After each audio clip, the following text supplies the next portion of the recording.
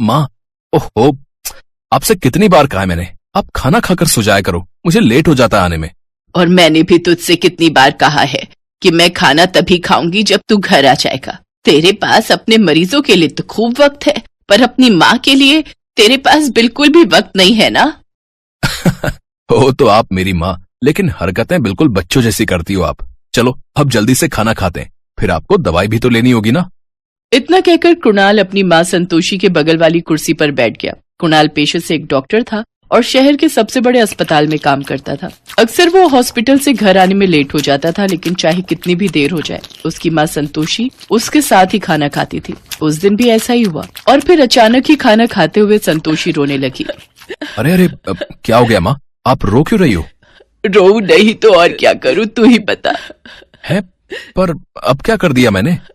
तू कुछ नहीं कर रहा, यही तो सबसे बड़ी परेशानी है। तू ही बता, मेरे मरने के बाद तेरे लिए खाने पर इंतजार कौन करेगा? जब मैं नहीं होंगी तब तो 24 घंटे तू बस अस्पताल में मरीज ही देखता रहेगा, मुझे पता है। ओहो, ये खाना खाते खाते क्या अनाप शनाप सोचने लगी माँ? मेरी बात मत काट, मैं सब जानती हूँ। आज तुझे बताना ही होगा, आखिर तू शादी करना क्यों नहीं चाहता? संतोषी की बात सुनकर कुणाल ने खाना छोड़कर अपना माथा पकड़ लिया। लेकिन फिर अगले दिन, देखो माँ, आज मैं कल से पूरे 1 घंटा जल्दी घर आया हूँ। अब आप खाना लगाओ, मैं बस हाथ मुंह धोकर आता हूँ। जल्दी आ, तुझसे कुछ जरूरी बात करनी है।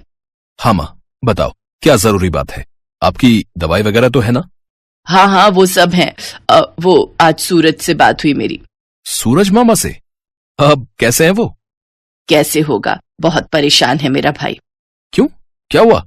अरे उसे कुछ नहीं हुआ है, पर उसकी बेटी है ना काव्या, अरे वही जो टीचर है।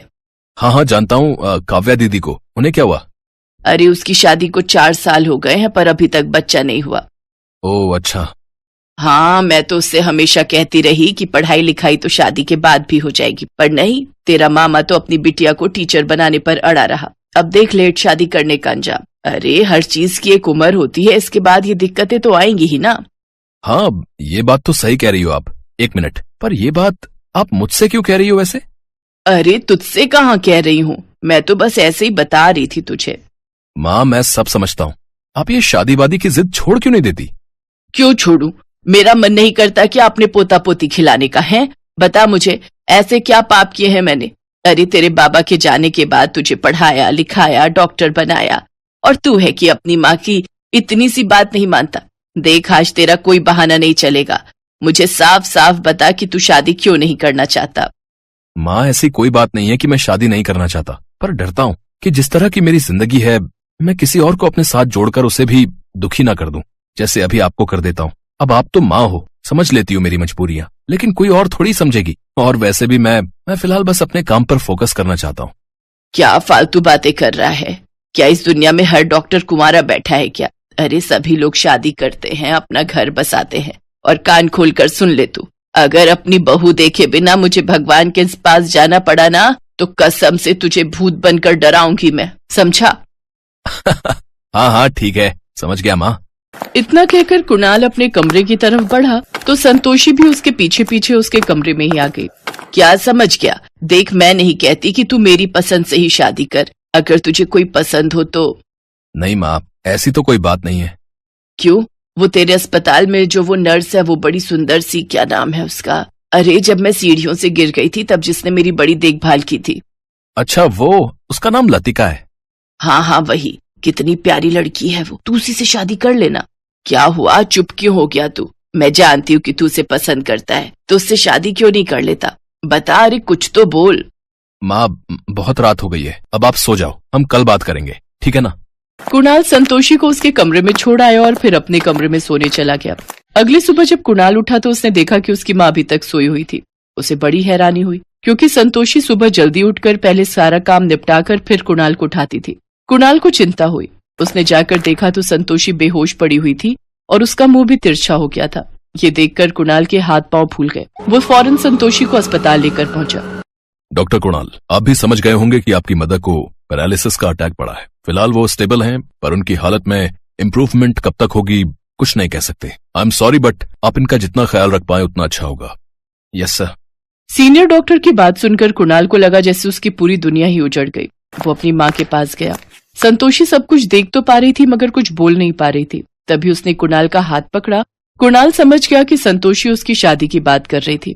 वो वहां से चला गया और अपने केबिन में जाकर रोने लगा। काफी देर बाद उसके मन में एक विचार आया और उसने फौरन नर्स लतिका को अपने केबिन में बुलाया। जी बताइए सर। अब मैं बस इतना चाहता हूँ कि तुम बस कुछ घंटों के लिए मेरी पत्नी होने की एक्टिंग कर दो, ताकि मेरी माँ को लगे कि मैंने शादी कर ली है। अगर उन्हें कुछ हो गया तो मेरी शादी की उनकी अंतिम इच्छा अधूरी रह जाएगी। पर सर ये तो गलत होगा ना। आई नो, पर उनके पास ज्यादा वक्त नहीं है। मैं इतनी जल्दी उनके लिए बहू कहां से लाऊं? प्लीज मेरी बात मान लो लतिका, मैं तुम्हारा ये एहसान कभी नहीं भूलूंगा और इस काम के बदले में। नहीं सर, मुझे आपसे कुछ नहीं चाहिए। आंटी बहुत अच्छी हैं, मैं उनके लिए इतना तो कर ही सकती हूँ। ठीक है, तो अब आप मुझे बताइए कैसे, कब और क्या करना है। फिलहाल मैं माँ को लेकर घर जा रहा हूँ, तुम बस दुल्हन के गेटअप में मेरे घर पर पहुंच जाओ आज ही। ठीक है सर। कुछ घंटों के बाद लतिका दुल्हन बनकर कुणाल के घर पहुंच गई। लतिका, तुम्हारी मांग में सिंदूर नहीं है, अब माँ को शक हो गया तो? सॉरी सर, पर मैं ये नहीं कर सकती। सिंदूर तो सुहाग की निशानी होती है। मेरी मांग में उसी के नाम का सिंदूर होगा जो सच में मेरे पति होगा। पर आप फिक्र ना करें, मैं अपना सर साड़ी के पल्लू से ढक लूंगी। अब ठीक है, फिर आ जाओ अंदर। कुणाल लतिका को लेकर संतोषी के कमरे में गया। लतिका और कुणाल दुल्हा दुल्हन के रूप में थे और दोनों के गले में वरमाला थी। अब माँ देखो, मैंने शादी कर ली, आखिरकार बन ही गई आप सास। देखो ना, आ गई आपकी बहू, अब तो खुश हो ना आप? कुणाल की बात सुनकर संतोषी ने आंखों के इशारे से लतिका को अपने पास बुलाया और फिर बड़े प्यार से उसके सिर पर अपना हाथ रखा। लेकिन उसके कांपते हाथों की वजह से लतिका का पल्लू उसके सिर से हट गया और तभी संतोषी को लतिका की सूनी मांग दिख गई। संतोषी एक ही पल में सब समझ गई। उसे कुणाल पर बहुत गुस्सा आया। उसने फौरन कुणाल को अपने पास बुलाया और उसे मंदिर की तरफ इशारा करके वहां से कुछ लाने को कहा। दरअसल वो मंदिर में रखे सिंदूर की बात कर रही थी। कुणाल अपनी माँ की बात समझ गया था। संतोषी की सांसें अब उखड़ने लगी थी। ये देखकर कुणाल फौरन मंदिर से सिंदूर उठाकर ले आया। संतोषी ने कुणाल का हाथ पकड़कर लतिका की मांग में सिंदूर भरवा दिया। लतिका भी इसका विरोध नहीं कर पाई और कुणाल भी कुछ नहीं कह सका। सच तो ये था कि वो दोनों भी दिल ही दिल में एक दूसरे को पसंद करते थे, लेकिन ये बात जाहिर करने की हिम्मत दोनों में नहीं थी। अगले पल संतोषी ने लतिका का हाथ थाम लिया और उसका हाथ कुणाल के हाथ में थमा दिया और फिर वो हमेशा के लिए शांत हो गई। पर आखिरी वक्त में उसके चेहरे पर एक सुकून भरी मुस्कान थी, जबकि हाथ में हाथ थामे लतिका और कुणाल बस रोए ही जा रहे थे। पापा प्लीज गाड़ी रोकिए जल्दी। अरे पर क्या हुआ बेटा? कुछ नहीं पापा, अब आप जाओ, मैं खुद से चली जाऊंगी कॉलेज। पर कॉलेज तो अभी 2 किलोमीटर दूर है, कैसे जाओगी वहां तक? अब वो देखिए, मेरी सहेली कामना आ रही है। वो जो साइकिल पर आ रही है? हाँ पापा, वो मेरी सबसे अच्छी सहेली है, मैं उसी के साथ जाऊंगी। पर तुम साइकिल से कैसे? मतलब कुछ नहीं, आप जाओ। जब तक कमलनाथ अपनी बात पूरी करते, लक्षिता गाड़ी से उतरकर कामना के पास चली गई। कमलनाथ को ये देखकर अच्छा नहीं लगा। फिर थोड़ी देर बाद कॉलेज में कितना मजा आया ना। क्या खाक मजा आया, तू तो आराम से बैठ गई पीछे। मैं थक गई तुझे यहाँ तक ढोकर लाने में, तो मैं क्या करूँ? अब मुझे तो साइकिल चलानी आती नहीं है, तो तुझे ही ढोना पड़ेगा ना मुझे। लक्षिता और कामना कॉलेज में एक ही क्लास में पढ़ते थे। दोनों सारा दिन एक साथ ही रहती थी। कामना बहुत सुंदर और पढ़ाई में बहुत होशियार थी। लक्षिता के पापा कमलनाथ बहुत पैसे वाले आदमी थे, जबकि कामना एक गरीब किसान की बेटी थी। फिर उसी शाम, आजा आजा, मैंने तेरे लिए रोटी बनाकर रखी है। बाबा मैं आ गई। आपने खाना क्यों बनाया? मैंने बोला था ना कि मैं आकर बना दूंगी। अरे तू थकी हारी कॉलेज से आई और फिर रोटी बनाएगी, सो मैंने ही बना ली बेटा। और वैसे भी कुछ दिन बाद तो तेरी शादी हो जाएगी, फिर तेरी विदाई के बाद तो अपनी रोटी तो मुझे ही बनानी पड़ेगी ना।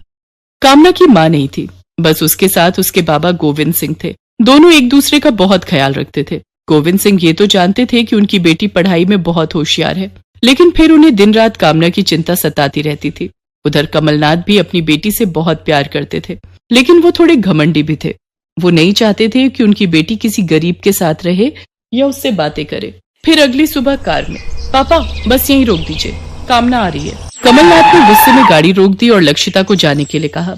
लक्षिता भागकर साइकिल के पीछे बैठ गई। कमलनाथ को फिर से ये सब अच्छा नहीं लगा और उन्होंने इस बारे में लक्षिता से बात करने का फैसला किया।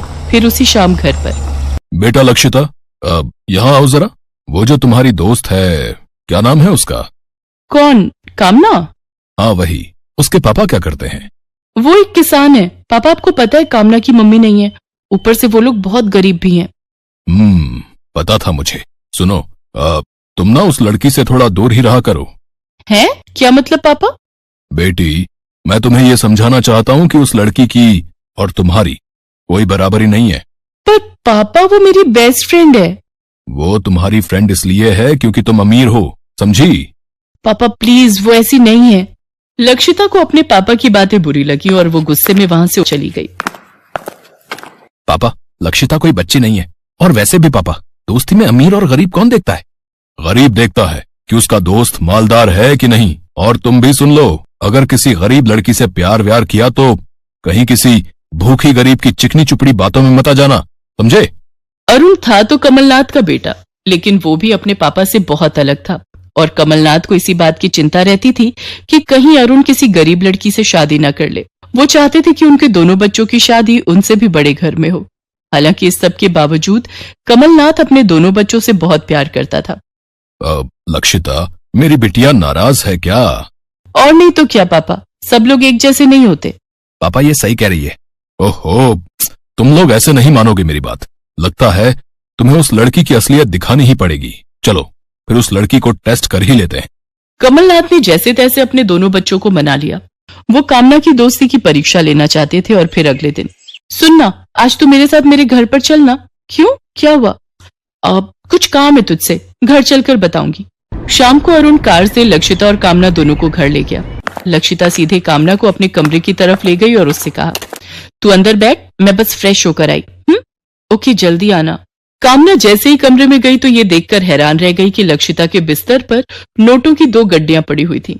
देखने से ही पता चल रहा था कि वो बहुत सारे पैसे हैं। कामना ने फौरन नोटों की गड्डियां हाथ में पकड़ी और वहीं बिस्तर पर बैठ गई। उधर कमलनाथ और अरुण ये सब कुछ कमरे में लगे कैमरे की मदद से देख रहे थे, जो कमलनाथ ने उसी दिन लगवाया था।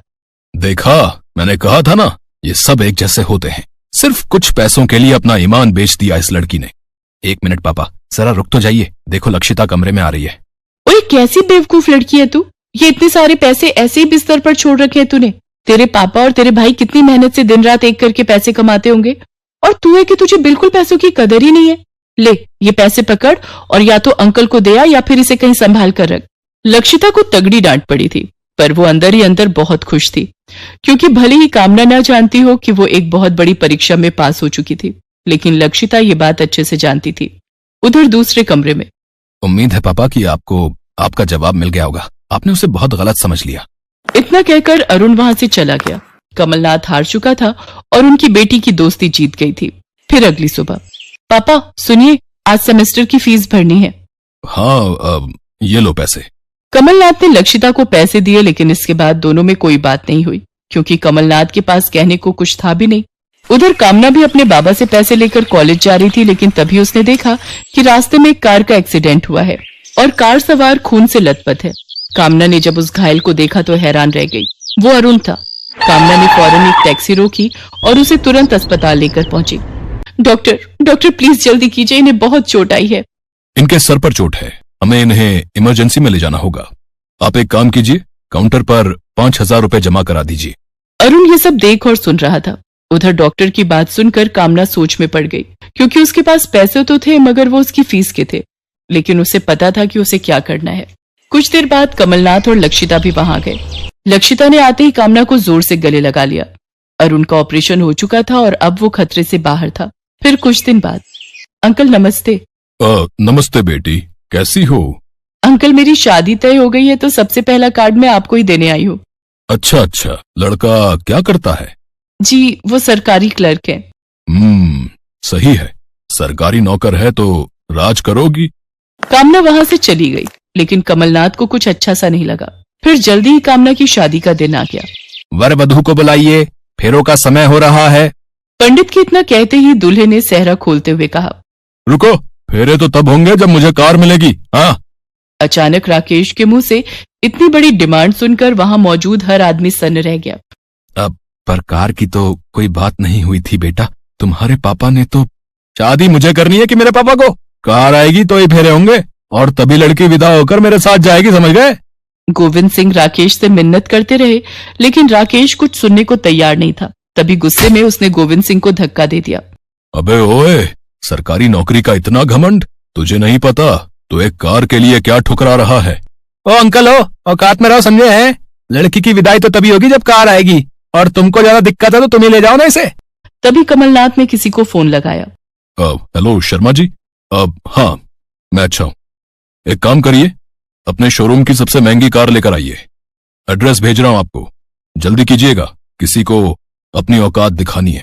कुछ ही देर बाद ही नई नवेली चमकती हुई कार मैरिज गार्डन में आ चुकी थी। वहां मौजूद सभी लोगों को कमलनाथ की ताकत का एहसास हो गया था। अरे वाह अंकल हैं, आपने तो कमाल कर दिया अंकल हैं, इतनी बढ़िया कार मंगवा ली आपने तो, हैं? अब तो खुशी खुशी विदा करो अपनी बेटी को मेरे साथ, है? विदाई तो होगी, पर तेरे जैसे घमंडी और लालची के साथ नहीं। अरुण, कहाँ हो? जी पापा। तुझे कामना पसंद है कि नहीं? है, मतलब नहीं। अब हकला क्या रहा है, हाँ कि नहीं? हाँ हाँ है ना। चल फिर बैठ मंडप में, बहू भी हम ले जाएंगे और दहेज भी हम ही देंगे। कमलनाथ की बात सुनकर गोविंद सिंह ने उसके सामने हाथ जोड़ लिए और उधर अरुण और कामना एक दूसरे को देखकर मुस्कुरा दिए। इसके बाद अपनी विदाई पर कामना रोई जरूर, लेकिन उसकी आंखों में दुख से ज्यादा खुशी झलक रही थी। Thanks for watching.